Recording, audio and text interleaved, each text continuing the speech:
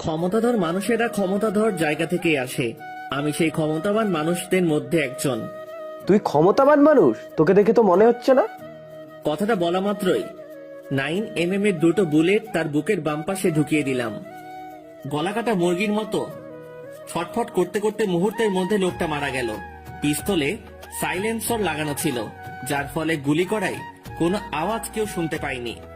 কারো চেহারায় লেখা থাকে না সে কতটা ডেঞ্জারাস। পরের দিন সকালে নতুন একটা বাসার সামনে এলাম। অনলাইন বাসা ভাড়া ওয়েবসাইটে দেখলাম বাসা ভাড়া দেওয়া হবে, তাই সময় নষ্ট না করে চলে এলাম। দেখে বোঝা যাচ্ছে এই বিল্ডিং এ অনেক মানুষ আছে। বেশিরভাগ মানুষ চাকরি করেন হয়তো, কারণ বিল্ডিংটি দেখেই বোঝা যাচ্ছে অনেকটা ধনীদের থাকার জন্য একটা বাসা। বাইরে থেকে বাসাটা অনেক ভালো লাগছে, হয়তো ভিতরটা আরো ভালো হবে নিশ্চয়ই। কাকে চাই? গেটে থাকা দারোয়ান বলল। গতকাল রাতে এই বাসায় ওঠার জন্য আমি অনলাইনে রেজিস্ট্রেশন করেছিলাম। তোমাকে দেখে তো এই বাসায় থাকার জন্য সঠিক মনে হচ্ছে না। নিজের চেহারা দেখেছো কখনো? দয়া করে গেটটা খুললে আমি ভিতরে আসতে পারি। বাড়িওয়ালা তোমাকে আজকেই তাড়িয়ে দেবে, মিলিয়ে নিও আমার কথা। তোমার মতন বন মানুষকে কেউ বাসা ভাড়া দেবে না, তাও আবার এমন একটা যুগে। গেট খুলে দিতেছে আর ওই কথাগুলো বলেছে। আমার রুমের চাবিটা মনে হয় আপনার কাছে হবে হয়তো। অনলাইনে সেটাই লেখা আছে, মানে রেজিস্ট্রেশন করার পর আপনার থেকে চাবিটা নেওয়ার কথা বলা হয়েছিল। এই নাও, রুমে গিয়ে আগেই সব ছড়িয়ে ছিটিয়ে রেখো না, কারণ তোমাকে আজকেই বের করে দেবে। উনার কথার কোনো উত্তর না দিয়ে বাসার মধ্যে ঢোকার জন্য সামনে এগোতে লাগলাম। লিফটের কাছে গিয়ে লিফটের জন্য অপেক্ষা করতে লাগলাম। আমার রুমটা অনেক উপরে পড়েছে, পায়ে হেঁটে এত উপরে ওঠার ইচ্ছা নাই।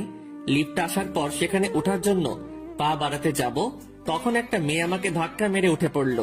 মেয়ে বলে কিছু বলতে পারলাম না। ছেলে হলে এতক্ষণে বুঝিয়ে দিতাম আমি কে। আমি উঠতে যাচ্ছিলাম, তখন মেয়েটা বলতে লাগলো, আপনি উঠবেন না, আপনাকে একদমই বন মানুষ মনে হচ্ছে। মেয়েটার কথা শুনে আমি অবাক না হয়ে বলতে লাগলাম, তোমার সমস্যা থাকলে তুমি লিফট থেকে বেরিয়ে যেতে পারো। লিফটে উঠে পড়লাম। লিফট উপরে উঠতে লাগলো। আমার সমস্যা নাই, কিন্তু আপনাকে কেমন জানি দেখাচ্ছে। বন মানুষের থেকে কম নয় আপনি। নিজের শরীরের যত্ন নিতে শিখুন। মাথার চুল এলোমেলো, মুখে দাড়ি গোঁফ অনেক বড় হয়ে গেছে। এই চেহারার উপর আবার কালো একটা চশমা পরেছেন। লিফটটা থেমে গেল।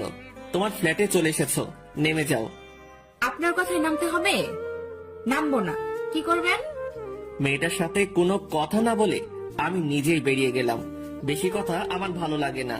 মেয়েদের সব থেকে বড় সমস্যা বেশি কথা বলা। একবার শুরু হলে থামতে চায় না। মেয়েটা হয়তো অবাক হয়ে আমার দিকে তাকিয়েছিল, কারণ আমি এভাবে নেমে যাব সেটা হয়তো আশা করেনি। মেয়েটার ফ্ল্যাটের উপরের ফ্ল্যাটটা আমার, তাই সিঁড়ি দিয়ে হেঁটেই নিজের ফ্ল্যাটে গেলাম। রাতে ল্যাপটপ নিয়ে ছাদে বসে কাজ করছিলাম। ডার্ক ওয়েবে নিজের আইডিতে দেখলাম কেউ একটা মেসেজ করেছে। মেসেজের রিপ্লাই দিয়ে বললাম, I can do that. Why you are killer? This is your work. Yes, but I don't take this kind of job, sorry. But bye mister NK54। Chat off করে দিয়ে ল্যাপটপের পাশ থেকে সিগারেটের প্যাকেটটা তুলে নেই আমি। একটা শলা ধরিয়ে দুটো কষে টান মারি, তারপর আবার তাকাই ল্যাপটপের স্ক্রিনের দিকে। ডার্ক ওয়েব একটা সোশ্যাল নেটওয়ার্কিং ওয়েবসাইট, অনেকটা ফেসবুকের মতোই, কিন্তু পার্থক্য হচ্ছে এখানে সোশ্যাল কোনো কাজ হয় না, হয় সব সমাজ বিরোধী কাজকর্ম। পৃথিবী বিখ্যাত খুনি, সন্ত্রাসী, লুটেরা আর তাদের সাথে যোগাযোগ রক্ষাকারীদের জন্য স্পেশাল ভাবে তৈরি ডিপ ওয়েব ওয়েবসাইট এটা। এখানে প্রতিদিন শুধু ব্যবসা হয়, মানুষের জীবন কেনাবেচার ব্যবসা। সাধারণ মানুষ মনে করে যে তারা গুগলের কাছ থেকে যা খুশি তা পেতে পারে, কিন্তু এই ধারণা একদম ঠিক নয়। কারণ ইন্টারনেটের জগৎ অনেকটা আমাদের বাস্তব পৃথিবীর মতোই, যার বেশিরভাগ রূপ সাধারণ কেউ দেখতে পারে না। ইন্টারনেটে ডিপ ওয়েব বলে একটা জগৎ আছে, যেটা অনেকটা পৃথিবীর আন্ডার ওয়ার্ল্ডের মতো। সাধারণ ব্রাউজার দিয়ে সেখানে প্রবেশ করা যায় না, বিশেষভাবে তৈরি ব্রাউজার ব্যবহার করে সেখানে প্রবেশ করতে হয়, আর তার জন্যও প্রয়োজন প্রচুর টাকা। পৃথিবীতে ঘটে যাওয়া 90% হাই প্রোফাইল অবৈধ কাজগুলো আগে এইসব ওয়েবের মাধ্যমে প্ল্যান্ড হয়। এটা একটা ক্রাইম বাজার। টাকার আদান প্রদান, কন্ট্রাক্ট দেওয়া নেওয়া সব হয় এখানে। এছাড়াও আরো যেসব কাজ হয় তার সম্পর্কে সাধারণ কেউ ভাবতেও পারে না। এবার আমার পরিচয়টা দেয়া যাক। আমি তুষার, একজন মাফিয়া, বাংলাদেশের টপ মাফিয়াদের একজন। যে কেউ যখন তখন আমাকে ভাড়া করতে পারে না। প্রত্যেকটা কাজের জন্য আমার নিজস্ব রেট আছে, যা সবার পক্ষে খরচ করা সম্ভব নয়। তাই আমাকে শুধুমাত্র হাই প্রোফাইলের কাজের জন্য ডাকা হয়। যেন তেন কাজ আমি হাতে নেই না। একটু আগে যার সাথে চ্যাট হলো তাকে আমি চিনি না, শুধু তার প্রোফাইল নাম জানি, NK54। শুধুই একটা অ্যাকাউন্টের প্রোফাইল নেম। এই নামের পেছনের ব্যক্তিকে কেউ চেনে না, যেমন কেউ চেনে না আমার প্রোফাইলের মালিককে। কাউকে নিজের নাম ব্যবহার করতে দেওয়া হয় না, শুধু নিজ নামের আদ্যক্ষর আর কিছু নাম্বার। সিকিউরিটির জন্যই এটা করা হয়। আমার প্রোফাইল নেম যেমন এপি, মানে হলো ছাদের দরজার পাশে কেউ দাঁড়িয়ে আছে। ল্যাপটপের ডালাটা নামিয়ে দিলাম। কে ওখানে? দেখতে পেলাম সকালকার সেই মেয়েটা দরজার ওপাশ থেকে বেরিয়ে আসছে। আপনি এত রাতে এখানে কি করছেন? মেয়েটা বলল। আমি এখানে কি করছি সেটা নিশ্চয়ই তোমাকে বলবো না। তুমি এখানে কি করতে এসেছো সেটা বলো। কোনো কথা না বাড়িয়ে ল্যাপটপটা হাতে নিয়ে নিজের রুমে চলে আসলাম। ল্যাপটপ অন করে আবার ডার্ক ওয়েবে নিজের আইডিতে ঢুকে পড়লাম। সেখানে FJ423 থেকে একটা মেসেজ এসেছে। তার সাথে কথা বলতে লাগলাম কিছুক্ষণ। একটা ছবি পাঠিয়ে দিল, সাথে ঠিকানা। ছবিটা কোনো মন্ত্রীর ছেলে, তাকে মেরে ফেলতে হবে। ঠিকানাটা বাংলাদেশি বলে রাজি হয়ে গেলাম। So deal? Yep, deal. I will do it. Thanks, I am transferring the amount. Okay. আমার সুইস ব্যাংকের অ্যাকাউন্টে লগ ইন করলাম দ্রুত। লোকটার থেকে আবার মেসেজ আসলো। ডান, ফুল $5 million। সুইস ব্যাংকের অ্যাকাউন্টে দেখলাম $50 লক্ষ যোগ হয়েছে। Okay, got it. Best of luck. Yeah, ল্যাপটপে ডালাটা নামিয়ে দিয়ে বিছানায় ঘুমাতে গেলাম। কালকে এই মিশন ডান করতে হবে। একটা কাজ বেশি সময় ঝুলিয়ে রাখতে ভালো লাগে না। যত তাড়াতাড়ি কাজটা হয়ে যাবে ততই মজা। মাথা চিন্তামুক্ত থাকে। নিলয়কে মেইল করে মন্ত্রী ছেলের ছবি আর ঠিকানা পাঠিয়ে দিলাম, সাথে লিখে দিলাম আজকের মধ্যে কাজটা সম্পূর্ণ করতে হবে। বিকেলে একটু ছাদে ঘুরে ঘুরে হাওয়া খাচ্ছিলাম। তখন ছাদে প্রবেশ করলো কালকের মেয়েটা। মেয়েটাকে দেখলেই এক প্রকার রাগ চলে আসে, তাই তাকে রেখে ছাদ থেকে নেমে যেতে চাইলাম। চলে যাচ্ছেন যে? মেয়েটা বলল। তোমার সাথে ফালতু কথা বলে সময় নষ্ট করার ইচ্ছা আমার নাই। পিছনে না তাকিয়েই কথাটা বললাম। আমি বুঝি না, আমাকে দেখলে আপনি এমন করেন কেন বলেন তো? যখনই আপনার সামনে আসি তখনই আপনি চলে যান, কিন্তু কারণটা কি? আচ্ছা, তোমার কাজটাই কি ফালতু কথা বলা? আপনি যদি সেটা ভাবেন তো সেটাই। আমি বাড়িওয়ালার মেয়ে, সো সেই হিসাবে আপনাকে কয়েকটা প্রশ্ন করতেই পারি। কখনো না, কারণ রেজিস্ট্রেশন করেই বাসা ভাড়া নিয়েছি। মেয়েটিকে আর কিছু বলার সুযোগ না দিয়ে ছাদ থেকে নেমে পড়লাম। সোজা চলে গেলাম সেলুনে। একদম একজন যুবকের মতো হয়ে গেলাম। চুল দাড়ি গোফ কাটিয়ে একটা হেয়ার স্টাইল, দাড়িগুলো ছোট করে ফেললাম। তবে থুতনিতে থাকা দাড়িগুলো একটু বড় এবং গোফটাও একটু বড় রাখলাম। দেখতে বেশ ভালোই লাগছে। নিজেকে কেন জানি হিরো হিরো মনে হচ্ছে। সেলুন থেকে সন্ধ্যার সময় বাসায় ফিরলাম। গোসলটা করে নিয়ে রান্নাঘরে ঢুকে পড়লাম। আমাদের মতো ছেলেদের একটাই সমস্যা, হয় রান্না করে খাও আর নয়তো বাইরে থেকে খাবার কিনে এনে খাও। তবে সব সময় বাইরের খাবার শরীরের জন্য ক্ষতিকর, তাই নিজেই রান্না করে খাই। রান্নাঘরে ডিম ভাজি করার জন্য ডিমটা ভেঙে ছোট্ট একটা বাটিতে রাখলাম। তখন কলিং বেলটা বেজে উঠল। এই অসময়ে আবার কে আসলো? হাত ধুয়ে দরজাটি খুলে দিলাম। দেখতে পেলাম সেই মেয়েটি এসেছে। আমি খালি গায়ে ছিলাম, পরনে শুধু একটা 3/4, সারা শরীরে ট্যাটু করা। খালি গায়ে থাকার কারণে সবটা দেখা যাচ্ছে, তাছাড়া জিম করা শরীর। মেয়েটি অবাক হয়ে আমার দিকে তাকিয়ে আছে, হয়তো ভাবছে বনমানুষটা এভাবে মানুষ হলো কিভাবে। মেয়েটির মুখে সামনে তুড়ি বাজালাম। সঙ্গে সঙ্গে মেয়েটি বলতে শুরু করলো, যাক, অবশেষে বনমানুষটা মানুষ হলো। এটা ধরুন, আম্মু আপনার জন্য পাঠিয়েছে। আপনি বাইরে ছিলেন, তাই আম্মু ভেবেছিলেন আপনি রান্না করেননি। নিজেই নিজের আম্মু হয়ে গেলে? মামা মানে কি বলতে চাইছেন আপনি? মানে এটাই বলতে চাইছি যে খাবারটা যেখান দিয়ে নিয়ে এসেছো সেখানে রেখে এসো। কথাটা বলেই দরজা বন্ধ করে দিলাম। মেয়েটি দরজার ওপাশে দাঁড়িয়ে বলতে লাগলো, আপনার জন্য এই খাবারটা এনেছিলাম, কিন্তু আপনি এটা নেবেন না। হয়তো দরজা লাগানো দেখে বুঝতে পারোনি। কথাটা বলেই আমি রান্নাঘরে চলে এলাম। ওপাশ থেকে মেয়েটি একটু জোরে জোরে কথা বলছিল। খাবারটা হয়তো আম্মু পাঠায়নি, তাতে কি হয়েছে? আপনার কথা ভেবেই তো খাবারগুলো এনেছিলাম। খাবারটা নিলে খুশি হতাম। একই কথা। মেয়েটি চিৎকার করে বারবার বলতে লাগলো। আমার কোনো উত্তর না পেয়ে দরজায় লাথি মারতে লাগলো। দরজায় লাথি মেরে লাভ নাই, ওইটা তোমার বাপের টাকাতেই বানানো। একটু চেঁচিয়ে বললাম। দরজায় আরেকটি দ্রুম করে আওয়াজ হলো। তারপরে আর কোনো আওয়াজ শুনতে পেলাম না। বুঝলাম মেয়েটি চলে গেছে। বুঝি না এই মেয়েটি বারবার আমার সামনে কেন আসে। রান্নাটা শেষ করে রাতের খাবার শেষ করে নিলাম। তারপর একটু রেস্ট নিয়ে ল্যাপটপটা হাতে নিয়ে ছাদের দরজার সামনে চলে এলাম। দরজায় দেখছি তালা লাগানো। ব্যাপারটি কিছুই বুঝতে পারলাম না। দরজায় কে তালা লাগালো? যতদূর জানি ছাদের দরজায় তালা লাগানো হয় না, সেটা দিন হোক বা রাত। এজন্য এই বাসায় উঠেছি। বাড়িওয়ালার ফ্ল্যাটের দরজায় কলিং বেল বাজাতে লাগলাম। একটু পর ওই মেয়েটি এসে দরজা খুলে দিল। কি চাই? আমি আপাতত তেমন কিছু চাই না, ছাদের চাবিটা দিলেই হবে। ছাদের চাবি দিতে পারবো না। কেন? অবাক হয়ে বললাম। দিতে পারবো না তো দিতে পারবো না। আজকে রাতে ছাদ বন্ধ থাকবে। কারণটা জানতে পারি? কারণ আপনাকে বলতে বাধ্য নই। আপনি এখান থেকে যেতে পারেন। বাসা ভাড়া নেওয়ার সময় কখনো বলা হয়নি যে কখনো ছাদ বন্ধ থাকবে। তখন বলা হয়নি, তবে এখন বলছি আপনি যেতে পারেন। কথাটা বলেই মেয়েটি দরজা বন্ধ করে দিল। বুঝলাম না মেয়েটি এমন কেন করছে, তবে এতটুকু বুঝলাম মেয়েটি খুব রেগে আছে আমার উপর। সে খুব ভালো করে জানে আমি রাতে ছাদে যাব, তাই ইচ্ছে করে ছাদে তালা মেরে রেখেছে। অত কিছু না ভেবে নিজে ডুবে চলে আসলাম। হ্যালো নিলয়, কই তুই? নিলয়কে কল করে বললাম। এই তো বাসাতেই আছি। কাজটা যেন রাতের মধ্যে হয়ে যায়। ওইসব নিয়ে তুই চিন্তা করিস না, আমাদের লোক ওই ঠিকানায় চলে গেছে। আচ্ছা ঠিক আছে, তাহলে আমি এখন রাখছি। কালকে ইউনিভার্সিটিতে দেখা হচ্ছে। আচ্ছা ঠিক আছে। পরের দিন একটা কার চালিয়ে ইউনিভার্সিটিতে চলে এলাম। কারটা পার্কিং করে ইউনিভার্সিটির মধ্যে ঢুকে পড়লাম। হয়তো এখনো নিলয় আসেনি, তাই ওর জন্য মাঠে অপেক্ষা করতে লাগলাম। তখন কয়েকটা ছেলে আমার সামনে এসে দাঁড়ালো। মনে হচ্ছে সিনিয়র ব্যাচের। ইউনিভার্সিটির সকলে মাঠের মধ্যে আমাদের দিকে তাকিয়ে আছে। বুঝলাম না কেন। দেখে যেহেতু বুঝতে পেরেছেন, তাহলে জিজ্ঞাসা করার কি আছে? আরেকটি ছেলে আমার শার্টের কলার চেপে ধরে বলতে লাগলো। সিনিয়রদের সম্মান দিতে শিখিসনি? সিনিয়রদের সাথে কিভাবে কথা বলতে হয় জানিস না তুই? সেটা আমি অবশ্যই জানি, তবে সিনিয়রের মতো সিনিয়র হতে হবে আগে। কলারটা ছেড়ে দিলে ভালো হয়। ধরেছি আমার ইচ্ছায়, আর ছাড়বো আমার ইচ্ছাতেই। ভেবে বলছেন তো? তোর কলার ধরতে আবার ভাবাভাবির কি আছে রে? বেশি কথা বললে না এখানেই মেরে রেখে দেব। ছেলেটার কথা শুনে মাথায় রাগ উঠে গেল। ভাবছি ছেলেটাকে এখানে মেরে ফেলি, রাখি, কিন্তু সেটা করতে ইচ্ছা করছে না। তাই বোঝাতে লাগলাম, ইউনিভার্সিটিতে আজ প্রথম এসেছি, তাই কোনো ঝামেলা করতে চাইছি না।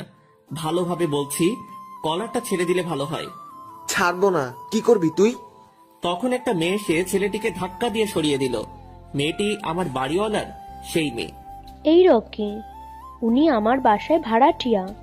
ওকে এভাবে কেন ধরেছিস? মেয়েটি বলল।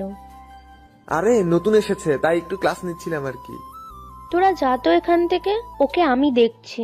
নেহা বলল বলে আজকের মতো এখানেই তোকে ছেড়ে দিলাম। পরবর্তী সময় সিনিয়রদের সম্মান দিয়ে চলবি আশা করি। ছেলেগুলো চলে গেল। বুঝলাম মেয়েটার নাম নেহা। হয়তো ছেলেগুলো ওর আগে থেকে চেনা। মেয়েটি কিছু একটা বলতে যাবে, কিন্তু সুযোগ না দিয়ে সেখান থেকে হাঁটা ধরলাম। আপনাকে বাঁচিয়ে দিলাম, অন্তত ধন্যবাদটা তো বলতে পারতেন। পিছন থেকে মেয়েটি বলল। নিজেকে বাঁচানোর জন্য যথেষ্ট শক্তি আমার শরীরে আছে। হাঁটা না থামিয়ে বলতে লাগলাম। কেমন শক্তি আছে দেখতেই তো পেলাম। আমি না আসলে ওরা আপনাকে এতক্ষণে মেরে হাসপাতালে পাঠিয়ে দিত। এইটা তোমার ভুল ধারণা মাত্র। আর কিছু না বলে গেটের সামনে গিয়ে দাঁড়িয়ে নিলয়ের জন্য অপেক্ষা করতে লাগলাম। ছেলেটা সব সময় লেট। যাক, অবশেষে ছেলেটা আসলো। কালকের মিশনের কি হলো? কাজ হয়ে গেছে, তুই কোনো চিন্তা করিস না। কোনো প্রমাণ রেখে আসা হয়নি। ছেলেটিকে মেরে তার পেট কেটে তার শরীরের পাথর বেঁধে নদীতে ফেলে দিয়েছি। ভালো হয়েছে, চলো এখন ক্লাসের দিকে যাওয়া যাক। আর যত তাড়াতাড়ি সম্ভব ইউনিভার্সিটি আমাদের দখলে নিয়ে আসতে হবে। এখানে যতগুলো ছেলে আছে সবগুলোকে আমাদের দলে দিতে হবে, তাহলেই হবে আসল মজা। কথাগুলো বলতে বলতে ক্লাসের সামনে চলে এলাম। স্যার ক্লাস নিচ্ছিল। স্যার আসতে পারি? আমি বললাম। স্যার আমাদের দিকে ঘুরে চশমায় হাত দিয়ে বলতে লাগলেন। তোমাদের দেখে তো নতুন মনে হচ্ছে, তা প্রথম দিনই এত লেট? আসলে স্যার। থাক থাক, বাহানা বানাতে হবে না। এসব কথা শুনতে শুনতে অভ্যাস হয়ে গেছি। প্রথম দিন বলে কিছু বললাম না, পরের বার ক্ষমা করব না। ভেতরে এসো। আমি আর নিলয় ভিতরে ঢুকে একটা বেঞ্চে বসে পড়লাম। দেখলাম ক্লাসের সবাই আমাদের দিকে তাকিয়ে আছে, জানি না কেন। সবাই এদিকে মনোযোগ দাও। সবাই ক্লাসে মনোযোগ দিল। ক্লাসে অবশ্য মনোযোগ হওয়ার কোনো ইচ্ছা আমার নাই। এসব ক্লাস অনেক আগেই পার করে এসেছি। এখন শুধু ক্লাস হবে মাফিয়া নিয়ে। পুরো বাংলাদেশে শুধু একটাই মাফিয়া দল থাকবে, আর সেটা হবে একমাত্র আমাদের দল। পরের দিন আমি ইউনিভার্সিটিতে আসতে একটু লেট করে ফেলি। নিলয় আমার জন্য অনেক আগে থেকে অপেক্ষা করছিল। গেট দিয়ে ঢোকার পর দেখলাম মাঠের মধ্যে কারা যেন মারামারি করছে। সেদিকে এগিয়ে যেতে লাগলাম। দেখলাম নিলয় রকি এবং ওর ছেলেদেরকে ধরে মারতেছে। পাশে দাঁড়িয়ে ইউনিভার্সিটির অনেকে দেখছিল, নেহাও ছিল তাদের মধ্যে। পাশে আরেকজনকে দাঁড়িয়ে থাকতে দেখলাম। সম্রাট দাঁড়িয়ে মারামারি দেখছে। সম্রাট আমাদের আরেকজন বন্ধু।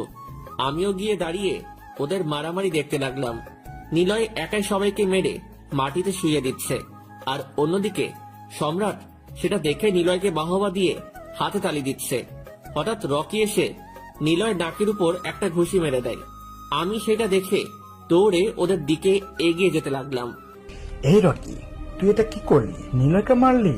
ওইদিকে দেখ, আবির আসছে। এবার তো তুই মরলি, তোকে তো কেউ বাঁচাতে পারলো না।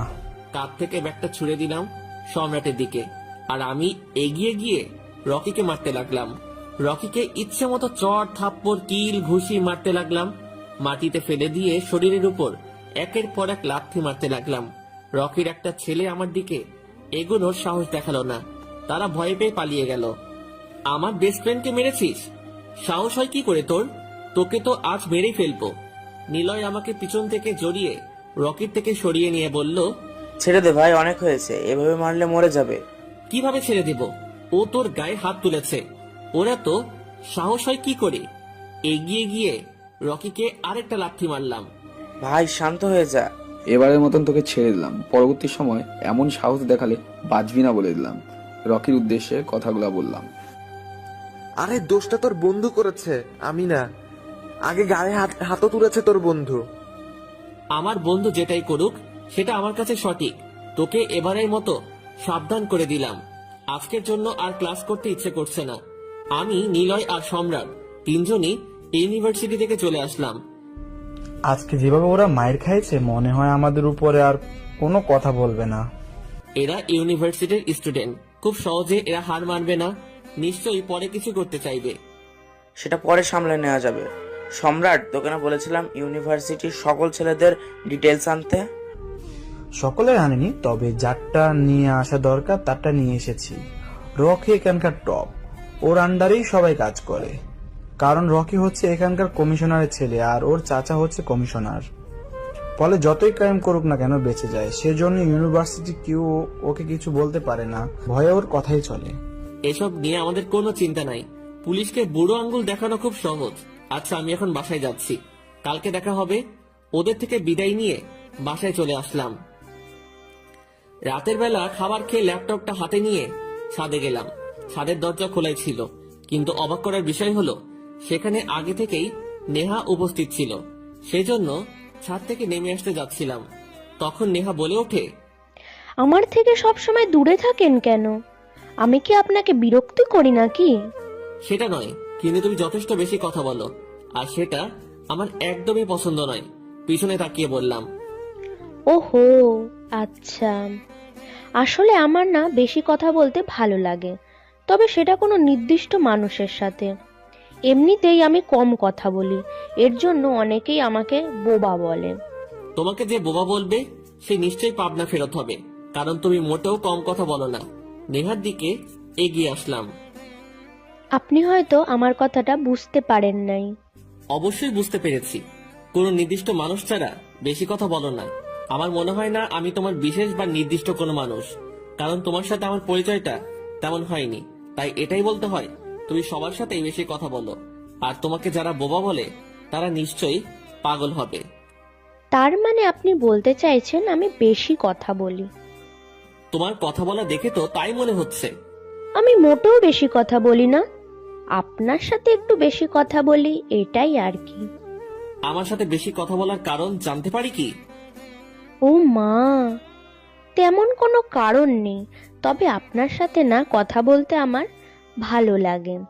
আচ্ছা, এসব কথা বাদ দিন, আপনাকে কয়েকটা প্রশ্ন করি, আপনি সেগুলো সঠিক উত্তর দিন। তোমার প্রশ্ন শুনে উত্তর দিতে মোটেও ইচ্ছে করছে না, সো প্রশ্ন করা থেকে বিরত থাকো। আমি অবশ্যই প্রশ্ন করব, আর আপনি সেগুলোর উত্তর দেবেন। আমি মোটেও বাধ্য নই, সো তুমি আমাকে জোর করতে পারো না। নেহা আমার দিকে এগিয়ে এসে আমার দুই বাহু শক্ত করে ধরে বলে, আপনি যদি আমার প্রশ্নগুলোর উত্তর না দেন তো আমি আপনাকে ছাদ থেকে ধাক্কা মেরে নিচে ফেলে দেব। সাঁতার জানা মানুষকে সমুদ্রের ভয় দেখাচ্ছ? মানে মানে কি বলতে চাইছেন আপনি? নেহা অবাক হয়ে কথাগুলো বলল, ওসব তুমি বুঝবে না, অনেক রাত হয়ে গেছে, তোমার নিচে যাওয়া উচিত হবে। আপনি এত হেয়ালি করে কথা বলেন কেন? এটা কি আপনার জন্মগত সমস্যা? এটা যদি আমার জন্মগত সমস্যা হয় তাহলে নিশ্চয়ই বেশি কথা বলাও তোমার জন্মগত সমস্যা হবে। নেহা বড় বড় চোখ করে আমার দিকে তাকিয়ে আছে, বাহু দুটো আরো শক্ত করে চেপে ধরে। বুঝলাম মেয়েটা প্রচন্ড রেগে গেছে, কিন্তু রেগে গেলে তাতে আমার কি? কেন জানি মনটা ভালো লাগছে না, সেজন্য মেয়েটির বকর বকর শুনছি। মেয়েটির বকর বকর অবশ্য খারাপ লাগছে না, কারণ কিছুক্ষণ পর পর দুটো কথা বলে ওকে রাগিয়ে দেওয়া যাচ্ছে। অবশ্যই মেয়েটি রাগলে বেশ সুন্দর লাগে। নেহা আমার বাহু দুটো থেকে হাত সরিয়ে নিয়ে একটু দূরে গিয়ে উল্টো পাশ হয়ে দাঁড়ালো।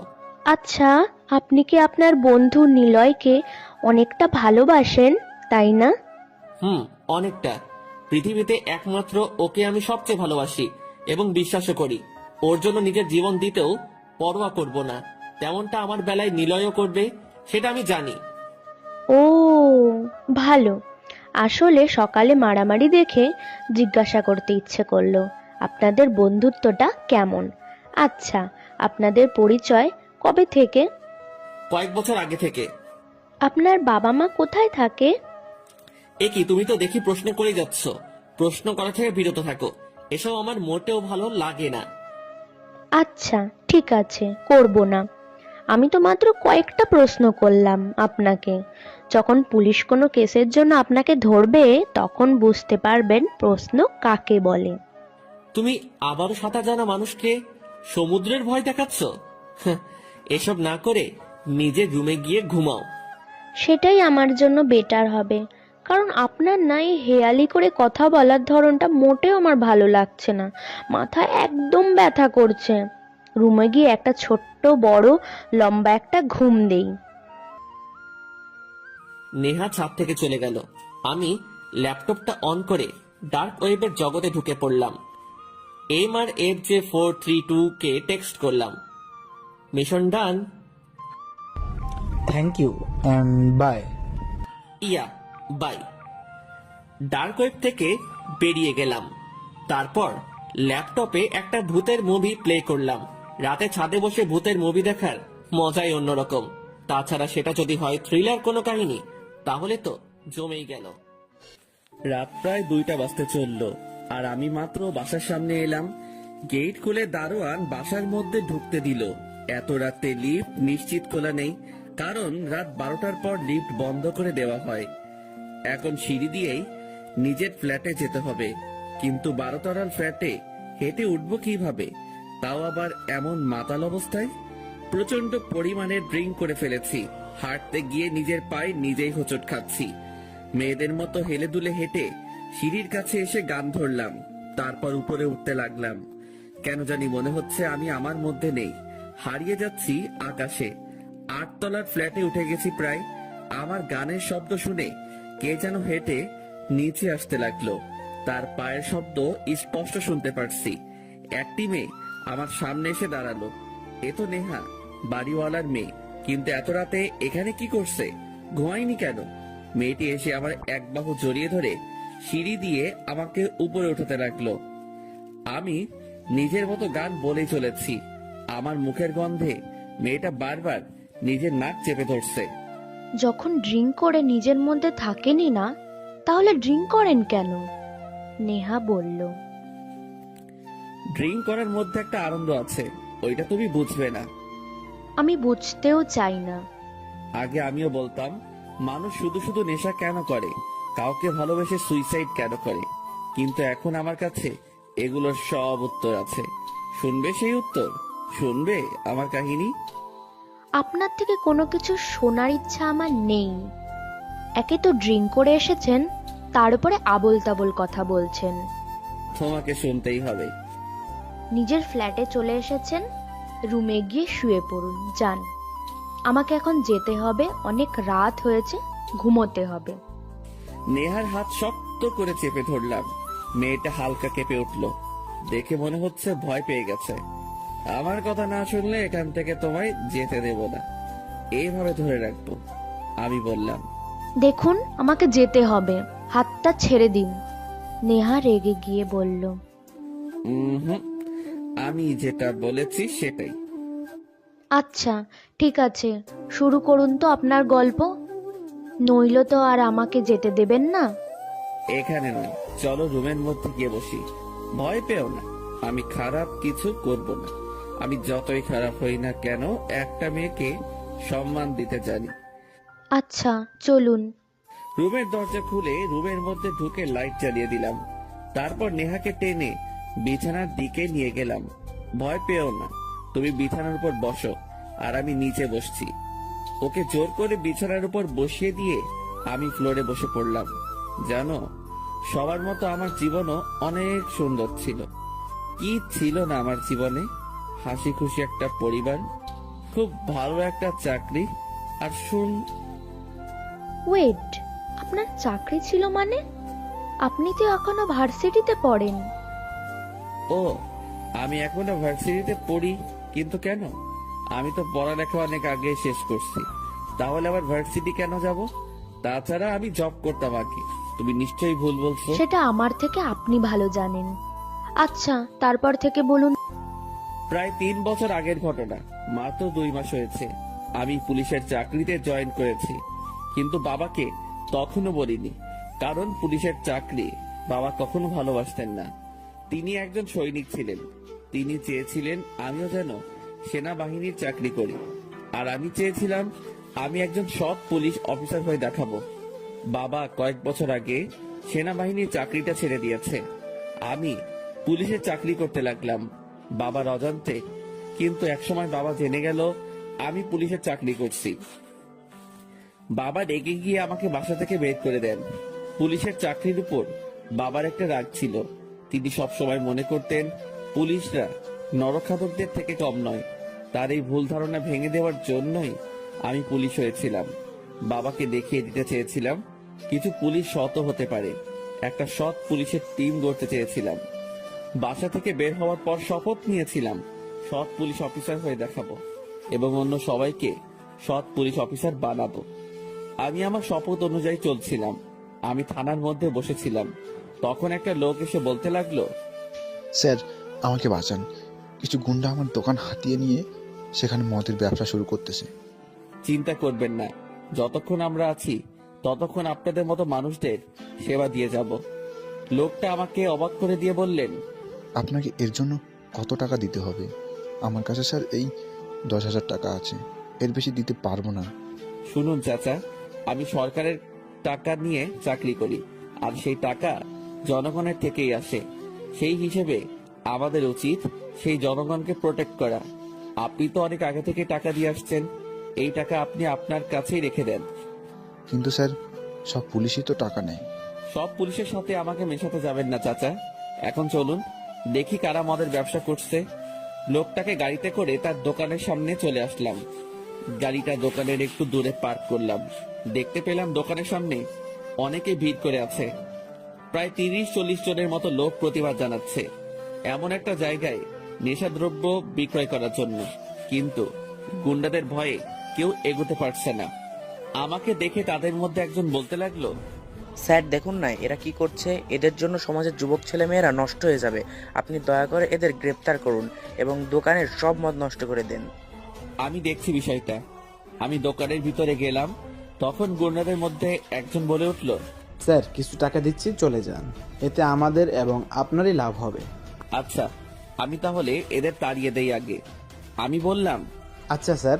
আমি বাইরে বেরিয়ে পাড়ার ছেলেদের দিকে এগিয়ে গেলাম। ভিড়ের মধ্যে থেকে কেউ একজন বলে উঠল, পুলিশকে হয়তো টাকা দিয়েছে, এজন্য তাদের কিছু না বলে বাইরে চলে এসেছে। টাকার কাছে পুলিশ একটা কুত্তা। কথাটা কে বললো সামনে এসে সাহস থাকলে? আমি বললাম। ভিড় ঠেলে একটা ছেলে আমার সামনে এসে দাঁড়িয়ে বলল। আমি বলেছি, সত্য বলতে ভয় পাই না কখনো। ছেলেটির কানের কাছে মুখ নিয়ে বললাম, ভয় যেহেতু পাও না, তাহলে আমাকে কেন এখানে আসতে হলো? গুন্ডারা সংখ্যায় মাত্র কয়েকজন, আর তোমরা অনেক। চাইলে তোমরাই এটা সমাধান করতে পারো। আগুন জ্বালিয়ে দাও দোকানে, ভয় পেও না, আমি কিছুই বলবো না। কথাটা যেন ছেলেটার বিশ্বাস হতে কষ্ট হচ্ছে। আবারও বললাম, ভয় পেও না, যাও আর আগুন লাগিয়ে দাও। তোমাদের সাথে ওরা পারবে না। জনগণের শক্তি বড় শক্তি, প্রতিবাদ করতে শেখো। তোমার মধ্যেও শক্তি আছে। আমি পুলিশ বলে যে শুধু আমার মধ্যে শক্তি আছে, ভাবলে ভুল করবে। ছেলেটা অন্য সবাইকে এই কথা বলে হাতে আগুনের মশাল নিয়ে দোকানের সামনে গিয়ে দাঁড়াতেই গুন্ডারা ভয়ে দোকান থেকে সরে গেল। দোকানে আগুন লাগিয়ে দিল ওরা। দাও দাও করে আগুন জ্বলছে। তারপর ওরাই গুন্ডাদের মেরে মাটিতে শুইয়ে দিল। তারপর আমি গুন্ডাদের সবাইকে গাড়িতে উঠিয়ে নিলাম। বিকেল বেলায় থানায় একজন ছেলে আসলো। থানায় থাকা সকল পুলিশ তাকে সালাম জানাতে আমিও জানালাম। দেখে ক্ষমতাবান মনে হচ্ছে। তার সাথে আরো কিছু লোক এসেছে। আমার ছেলেদেরকে কে গ্রেফতার করেছে? সে কি জানে না এই ছেলেগুলো আমার লোক, এই হিরোর লোক? আমি তার সামনে গিয়ে দাঁড়ালাম। তার হাত নাড়িয়ে দেখতে লাগলাম। আরে স্যার, আপনি কেন কষ্ট করে আসলেন? আপনি বললে আমি নিজে আপনার সাথে দেখা করতে চলে যেতাম। আরে বসুন না, ওই 2 কাপ কফি নিয়ে আয় কেউ। আমি বললাম। হিরোকে চেয়ারে বসিয়ে আমিও চেয়ারে বসে পড়লাম। এর মধ্যে কফি চলে এসেছে। কফি খেতে খেতে হিরো বলল, আমার ছেলেদেরকে কেন ধরে এনেছিস? আরে স্যার আর বইলেন না, সকালে যে কি কাণ্ড হলো। প্রথমে পাড়ার সব লোক দোকানে আগুন লাগালো, তারপর আপনার ছেলেদেরকে মারতে লাগলো। আমি তো কোনো মতে গ্রেপ্তার করার ছুতোয় তাদের বাঁচিয়ে থানায় নিয়ে আসলাম। তা না হলে এতক্ষণে এরা নাড়া পড়ে যেত। এখন আপনি বলেন, আমি কি ভুল করেছি নাকি? তোর বুদ্ধি আছে বলতে হবে অফিসার। এখন ওদের সবাইকে ছেড়ে দে। সেটা না হয় দিচ্ছি, আগে কফিটা শেষ করুন। কফি শেষ হতে হতে গল্প করি, চলেন। মন্দ বলিসনি, কি গল্প করব? আপনাকে দেখেই তো বোঝা যাচ্ছে আপনি কত বড় ক্ষমতাবান মানুষ। অনেক পাওয়ার আছে, অনেক ব্যবসা করেন। সেগুলোর ব্যাপারে বলেন শুনি। তুই ঠিক ধরেছিস, অনেক পাওয়ার আমার, অনেক। এই শহরে আমার উপর কেউ কথা বলার সাহস দেখায় না। সব ধরনের কালো ব্যবসাই আমি করি। ঢাকার মধ্যে কয়েকটা মিল আছে আমার, সেগুলোতে মদ তৈরি করা হয়। তাছাড়া ইয়াবা ড্রাগসের ব্যবসাও আছে। ঢাকার কোন কোন জায়গায় সেগুলো? হিরো কফি খেতে খেতে সব বলে ফেলে। তারপর আমি তার ছেলেদেরকে ছেড়ে দেই। যাওয়ার সময় আমাকে টাকার অফার দেয়, তবে আমি বলি এখন নয়, পরে নেব। হিরোর বলা সকল মিলে রাতের বেলায় অভিযান চালানো হয়। সকলে মিলে আগুন জ্বালিয়ে দেই। সেখানে থাকা সকল লোককে গ্রেফতার করে থানায় নিয়ে এসে আটকে রাখি। গাড়িটা একটা চায়ের দোকানের সামনে পার্ক করলাম। সেখানে বসে বসে চা খাচ্ছিলাম। আমার সাথে আরো অনেক ছেলেরা বসে চা খাচ্ছিল। কেউ বয়সে বড়, আবার কেউ ছোট। চায়ের দোকান থেকে ভার্সিটি 2 মিনিটের রাস্তা। একটা মেয়ে স্টাইলিশ সাজে চায়ের দোকানের সামনে দিয়ে হাঁটে যাচ্ছিল। যদিও কাঁধে ব্যাগ আছে, তবুও দেখে বোঝা যাবে না মেয়েটি ভার্সিটিতে পড়ে।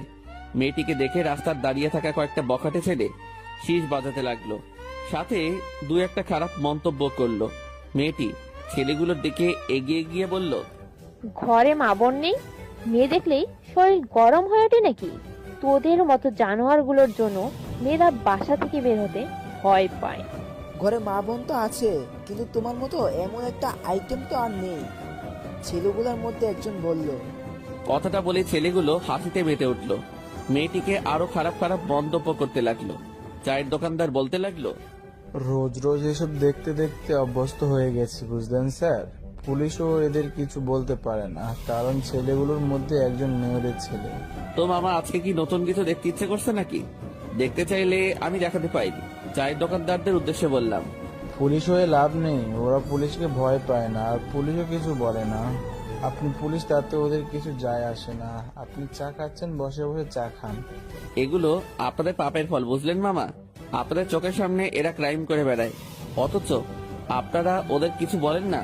ওরা সংখ্যায় মাত্র কয়েকজন, আপনারা অনেক। আপনারা যদি একবার প্রতিবাদ করার চেষ্টা করতেন, তাহলে এসব ঘটনা আপনাদের রোজ দেখতে হতো না। কে করবে প্রতিবাদ? ওদের পিস্তল আর ছুরির ভয়ে কেউই প্রতিবাদ করে না। যে করবে সেই মারা যাবে। তারা ক্রাইম করছে অথচ পুলিশ কিছু বলছে না। একা কেন প্রতিবাদ করবেন? সবাই মিলে করলেই পারেন। একা কখনো কিছু সম্ভব হয় না। তাছাড়া পুলিশের হাত বাঁধা, কাউকে মেরে ফেললে সেটার হিসেব দিতে হবে। এতই যদি প্রতিবাদ করতে জানেন তাহলে এভাবে বসে আছেন কেন? যান, আপনি গিয়ে প্রতিবাদ করেন। আপনি তো পুলিশ। চায়ের দোকানে বসে থাকা একজন মুরব্বী এই কথাটা বললেন। দেখছি কেউ প্রতিবাদ করতে আসে কিনা। কেউ না আসলে আমি তো আছি। রোজকার ঘটনা থেকে মুক্তি দিয়ে আজকে নতুন কিছু দেখাবো। দেখতে পেলাম কোত্থেকে যেন একটা ছেলে এসে ওই ছেলেগুলোর সামনে দাঁড়ালো। বকাটে ছেলেগুলোর মধ্যে একটা ছেলে বলে উঠল, ওই কে রে তুই? যা বাক এখান থেকে। ভাগলে এই মেয়েকে নিয়ে তবেই ভাগবো। তুই মনে হয় এখন আমাকে চিনতে পারিস নাই, তাই এরকম কথা বলছিস। অবশ্যই চিনি, তুই মেয়েদের ছেলে, তাতে আমার কিছু যায় আসে না। এরপর থেকে যেন আর কোনো মেয়ের দিকে এইভাবে তাকাতে না পারে সেই ব্যবস্থা করে দেব। তোর সাহস কি করে হয় আমাকে হুমকি দেওয়ার? হুমকি দেওয়ার জন্য মনে সাহস দরকার হয়, আর আমার সাহস এই মেয়েটা। কারণ আমার মন জুড়ে শুধু এই মেয়েটা, ওকে আমি খুব ভালোবাসি। বাপরে, এই যুগে প্রেমিক মজনু পাগলকে পাওয়া যায়। কি ভাগ্য আমার, নিজের চোখে মজনু দেখতে পাচ্ছি। ওর পায়ে একটা চুমু দেওয়া দরকার, তাহলে আমিও মজনু হয়ে যাব। চায়ের দোকানে বসে থাকা সবার উদ্দেশ্যে বললাম, দেখলেন তো সবাই, প্রতিবাদ করতে একজন চলে এসেছে। এখন যদি আপনারা সবাই ওর পাশে গিয়ে দাঁড়ান তাহলে বকাটে ছেলেগুলো এখান থেকে ভাগবে। কিন্তু আপনারা সেটা করলেন না, কারণ আপনাদের মনে ভয় কাজ করে। এই বুঝি মরে যাব? জন্ম যখন হয়েছে মরতেও হবে, মাথায় রাখবেন। কথাটা বলে চায়ের দোকান থেকে বেরিয়ে বকাটে ছেলেগুলোর সামনে গিয়ে দাঁড়ালাম। মেয়েটির প্রেমিক বলতে লাগলো, স্যার দেখুন না, ওই ছেলেগুলো নিশাকে খারাপ খারাপ কথা বলছে। খারাপ জিনিসকে মানুষ যেমন খারাপ বলে, ঠিক তেমনি খারাপ ড্রেস পরা মেয়েকে লোকে খারাপ বলবে, এটাই স্বাভাবিক। মেয়েটি রেগে গিয়ে বলল, মাইন্ড ইওর ল্যাঙ্গুয়েজ স্যার। আপনি পুলিশ বলে যা ইচ্ছা তাই বলতে পারেন না। ড্রেসটা খারাপ কোথায়? এগুলো আজকালকার যুগের ফ্যাশন। বকাটে ছেলেগুলোর মধ্যে একজন বলে উঠল, স্যার আপনার কথায় যুক্তি আছে। এসব মেয়েদের দেখলে তো শুধু দেখতে ইচ্ছে করে, শরীর গরম হয়ে আসে। তুই হয়তো দেখতে পাস নাই, আমি একজন পুলিশ। পুলিশ তো কি হয়েছে? পুলিশকে দেখে আমি ভয় পাই নাকি? এমন অনেক পুলিশ পকেটে নিয়ে ঘুরি। কথাটা বলা মাত্রই ছেলেটার নাকে ঘুষি মেরে দিলাম। ছেলেটার নাক দিয়ে রক্ত পড়ছে। ছেলেটা অজ্ঞান হয়ে মাটিতে শুয়ে পড়ল। ওর সাথে থাকা ছেলেগুলো ভয় দৌড়ে পালিয়ে গেল। আশেপাশে সবাই আমাদের দিকে এগিয়ে আসলো। কি বলছিলে যেন তুমি? এগুলো আজকালকার যুগের ফ্যাশন। এই ফ্যাশনের জন্যই আজ এত ধর্ষণ। নারী হয়ে যখন জন্মেছ তখন নিজেকে হেফাজত করা তোমার দায়িত্ব। নিজেই নিজেকে ধর্ষকের কাছে তুলে দিচ্ছ। কি বলতে চাইছেন আপনি? আমাকে পর্দা করতে বলছেন? পর্দা করলেই ধর্ষণের হাত থেকে বেঁচে যাব? কই, নুসরাত তো পর্দা করতো, তাহলে সে কেন বাঁচলো না? সেই শিশুগুলোকে কেন ধর্ষণ করা হলো, যারা এখন পর্যন্ত ভালো করে বুঝতে শিখলো না? আসলে নারী হয়ে জন্ম নেওয়াটাই খারাপ ভাগ্য। নারী তুমি এভাবে চলো না, ওভাবে চলো না, বলতে গেলে নারীর কোনো স্বাধীনতাই নেই। তার মানে তুমি বলতে চাইছো তুই পর্দা না করে ধর্ষকের হাত থেকে বেঁচে যাবে? পর্দা করা নুসরাত এবং কতগুলো শিশু ধর্ষণ হয়েছে বলতে পারবে? 100টা ধর্ষণের মধ্যে হয়তো 5 জন শিশু আর 5 জন হয়তো পর্দা করত। এখন বলতে পারবে বাকি 90 জন কেন ধর্ষণ হলো এবং 5 জন শিশু আর 5 জন পর্দা করা নারী কেন ধর্ষণের শিকার হলো? তোমার কাছে হয়তো উত্তর নেই, কিন্তু আমার কাছে আছে। ওই 10 জনকে নিশ্চয়ই ধর্ষকেরা আগে ধর্ষণ করেনি। আগে ওই 90 জনের মধ্য থেকে ধর্ষণ করে, তারপর এই 10 জনকে করেছে। কারণ ওই 90 জন ছিল বেপর্দা করা নারী। তাদের চলাফেরা এবং খোলামেলা ড্রেস পরার জন্যই তারা ধর্ষণের শিকার হয়। তাদের দেখতে না পেলে নিশ্চয়ই তার ধর্ষণ হতো না। ধর্ষণ ওই 90 জনকে ধর্ষণ করে তৃপ্তি পেয়ে ধর্ষণের নেশায় থাকে। তখন কে পর্দা করে আর কে শিশু সেটা তাদের মাথায় থাকে না। তখন তারা নরপিশাচের সমান হয়ে যায়। নরপিশাচরা যেমন মাংস আর রক্তের গন্ধ পেলে ক্ষুধার্ত হয়ে ওঠে, তেমনি ধর্ষকেরা নারী দেখলেই তাদের শরীর গরম হয়ে ওঠে। ধর্ষণের আরেকটি মূল কারণ হচ্ছে পরিবার। মেয়েটির পরিবার যদি তার মেয়েকে শাসন করত, সেই মেয়ে নিশ্চিত এমন ড্রেস পরার সাহস পেত না, পর্দা করত বাইরে বের হলে। ছেলেটির বেলায়ও পরিবারের সমস্যা, কারণ যেই বয়সে সন্তানের কাজ শুধু পড়াশোনা করা, সেখানে তারা তাদের সন্তানকে দিয়ে বসে অ্যান্ড্রয়েড ফোন। তাদের সন্তান সেই ফোন নিয়ে কি করে সেটা তাদের দেখার দরকার নেই। ফোন কিনে দিয়ে বেঁচে গেছে। তাদের সন্তান রাতের আধারে মোবাইলের নীল আলোয় চোখ মিলিয়ে চলে যায় পর্নোগ্রাফি সাইটে। ছেলেগুলো পড়াশোনা বাদ দিয়ে পড়ে থাকে নানান গেম এবং পর্ন নিয়ে, যার ফলে মস্তিষ্কের মধ্যে জমা হতে থাকে নারীর প্রতি চাহিদা। খারাপ বন্ধুদের সাথে মিশে নেশাগ্রস্ত হয়ে পড়ে। ধীরে ধীরে তারাই হয়ে ওঠে আজকের সন্ত্রাস আর ধর্ষক। তুমি মেয়ে হয়ে জন্ম নিয়েছ, এটা তোমার সৌভাগ্য। নারী কখনো দুর্বল নয়, দুর্বল তাদের মন। পৃথিবীর শুরু থেকে পুরুষকে সঙ্গ দিয়ে এসেছে নারীরা। নারীদের ভালোবাসা আর সহযোগিতা একজন পুরুষকে করে তুলেছে শক্তিশালী এবং পরিপূর্ণ। নারী ছাড়া পুরুষ মূল্যহীন, আবার পুরুষ ছাড়া নারীও মূল্যহীন। তবে পুরুষের থেকে নারীর সম্মান অনেক উচ্চতায়। সেই নারী যদি দুর্বল হয়ে পড়ে, তাহলে কিভাবে একজন পুরুষকে সে অনুপ্রেরণা যোগাবে? নারী হয়ে যখন জন্ম নিয়েছ, তখন নিজেকেই নিজের হেফাজত করতে হবে। কখনো নিজেকে নুসরাত বা ওই শিশুগুলোর সাথে তুলনা করে বোকামি করো না। নুসরাত হয়তো বাঁচতে পারিনি, তবে তুমি হয়তো বাঁচতে পারবে। ওই শিশুগুলো হয়তো বাঁচতে পারিনি, তবে তোমার সন্তান হয়তো বাঁচতে পারবে। তুমি যেমন হবে, তোমার সন্তান ঠিক তেমনই হবে। নিজে বাঁচো এবং অন্যকে বাঁচাও। আচ্ছা, ভুল হয়ে গেছে স্যার, আমাকে ক্ষমা করে দিবেন। সত্যি আমি খুব বোকা মেয়ে। না হলে এমন ড্রেস কেন পরবো, যেই ড্রেস আমাকে অন্যকে খারাপ করবে? মেয়েটি বলে। বুঝতে পেরেছো, এটাই অনেক। আমি চলি এখন, অনেক কাজ আছে। আর এইটাকে মাটিতে পড়ে থাকা মেয়রের ছেলে, ওকে থানায় নিয়ে যেতে হবে। স্যার, আপনি একটু ভালো করে দাঁড়ান, আপনাকে একটা স্যালুট করি। ছেলেটির স্যালুট করা দেখে সকলে এগিয়ে এসে স্যালুট করতে লাগলো। সত্যি খুব ভালো লাগছিল। এই ঘটনাটা আমার জীবনের সেরা মুহূর্তগুলোর মধ্যে একটা হয়ে থাকবে। সবার উদ্দেশ্যে একটা উপদেশ থাকবে, প্রতিবাদ করতে শিখুন। জনগণ রুখে দাঁড়ালে মাস্তান শিকারের ধুলো মাত্র। সব পুলিশ যে টাকাওয়ালা মানুষের পাঁচটা কুত্তা, সেটা ভাবলে ভুল করবেন। মেয়রের ছেলেকে সঙ্গে করে থানায় চলে আসলাম, তারপর তাকে জেলের মধ্যে ঢুকিয়ে দিলাম। আকিব বলতে লাগলো, স্যার, আপনি কাকে গ্রেপ্তার করে এনেছেন? ইনি তো মেয়রের ছেলে। কেন? মেয়রের ছেলে বলে কি ও শাস্তি পাওয়ার যোগ্য নয়? দোষ যে করবে শাস্তি সেই পাবে। স্যালুট স্যার, আপনার মতো একজন পুলিশ অফিসার আমাদের অনেক দরকার ছিল। এখন থেকে আমরা অন্যায়ের বিরুদ্ধে লড়ব। কিন্তু স্যার, ওর নাক দিয়ে যে রক্ত বের হচ্ছে, চিকিৎসার দরকার ছিল না?